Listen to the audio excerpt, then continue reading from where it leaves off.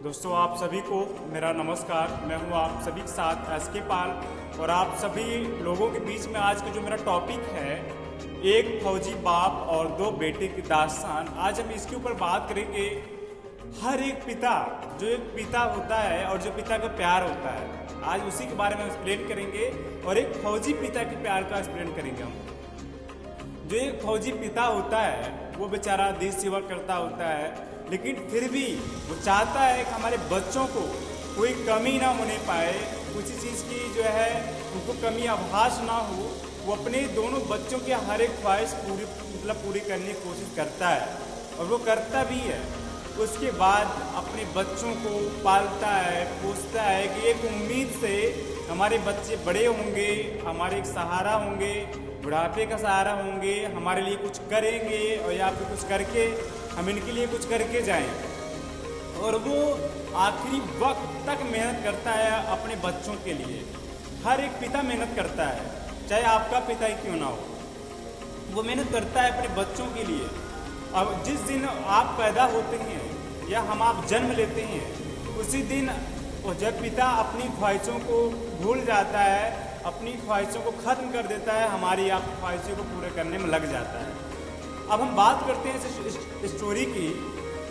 होता क्या है, वही पिता अपने जो बच्चों को, वो फौजी पिता अपने बच्चों को पढ़ाता है अच्छे, एक पूरी दुनिया में जो सबसे बेस्ट स्कूल समझता है, विदेशों में भेजता है पढ़ने के लिए। उसके बच्चे बड़े होते हैं, अच्छी पढ़ाई करते हैं, अच्छी शिक्षा ग्रहण करते हैं और अच्छा खासा शिक्षा के साथ साथ उनकी जॉब भी विदेशों में सेटल हो जाती है। अमेरिका में दोनों लड़कों की जॉब लग जाती है। अब होता क्या है, ऐसे टाइम गुजरता जाता है, समय निकलता जाता है, बहुत समय निकल जाता है।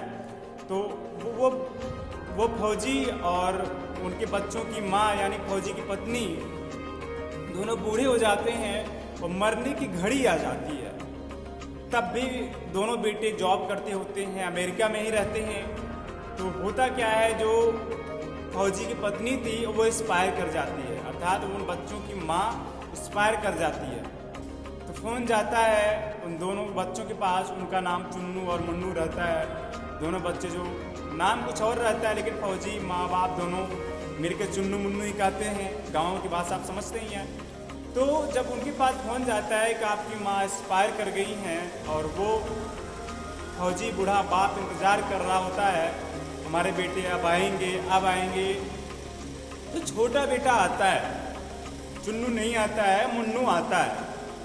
तो देखता है वो पिता कि हमारा छोटा बेटा आ गया लेकिन बड़ा बेटा नहीं आया। तो पूछता है दुख भरी अपने दिल से और अपनी दुख भरी आंखों से देख के, आंसू लेकर पूछता है, बेटा चुन्नू क्यों नहीं आया? तुम तो आ गए कि चुन्नू नहीं आया। तो सच्चाई उस छोटे बेटे के मुंह से बाहर निकल ही जाती है।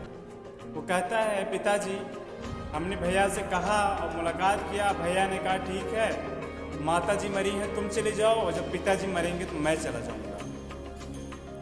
जब ये सुनता है वो पिता, फौजी बाप, बूढ़ा बाप सुनता है, जिस बेटे के लिए उस माँ ने छाती फाड़ के जन्म दिया और उस फौजी पिता ने सब कुछ किया, विदेशों में पढ़ाया और आज उस जॉब पे ही लग गई, आज मरने की घड़ी में वो उसका बेटा ऐसी बातें बोल रहा है, पिताजी मरेंगे तब हम जाएंगे, माँ मरी तो आप चले जाइए।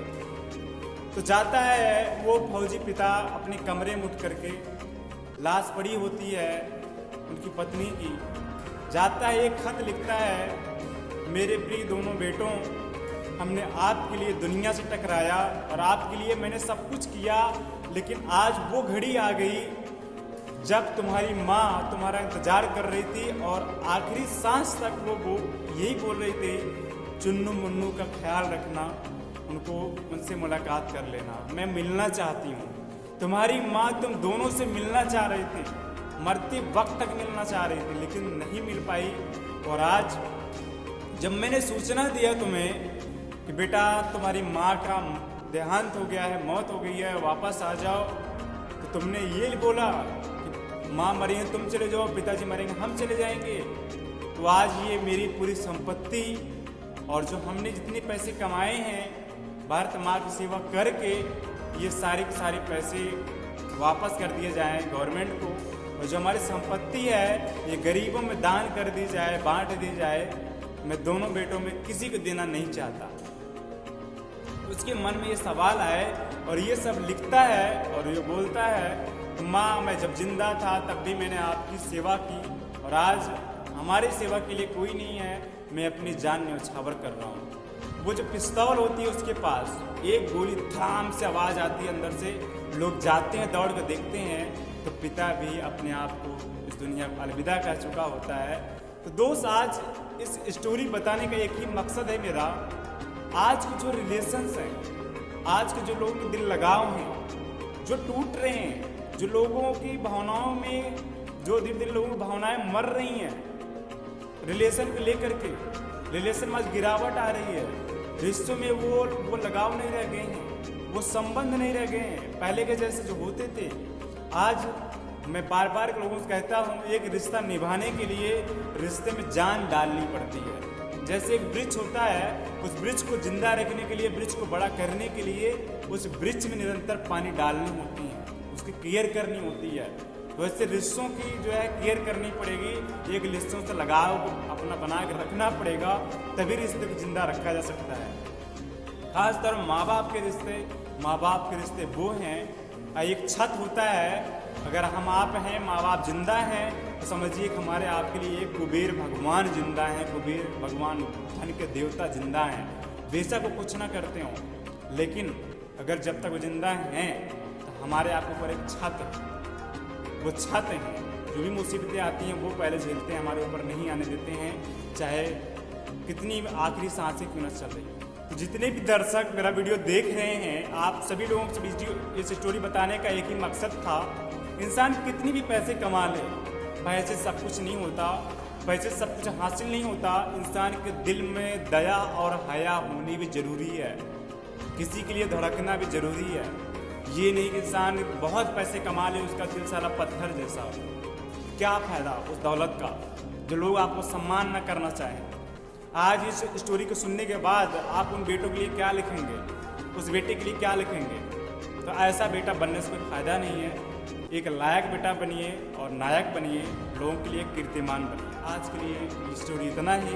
हम आप सभी लोग मिलेंगे अगले सेशन में। आप सभी मुझको दीजिए इजाज़त। आप सभी को मेरा प्यार भरा नमस्कार।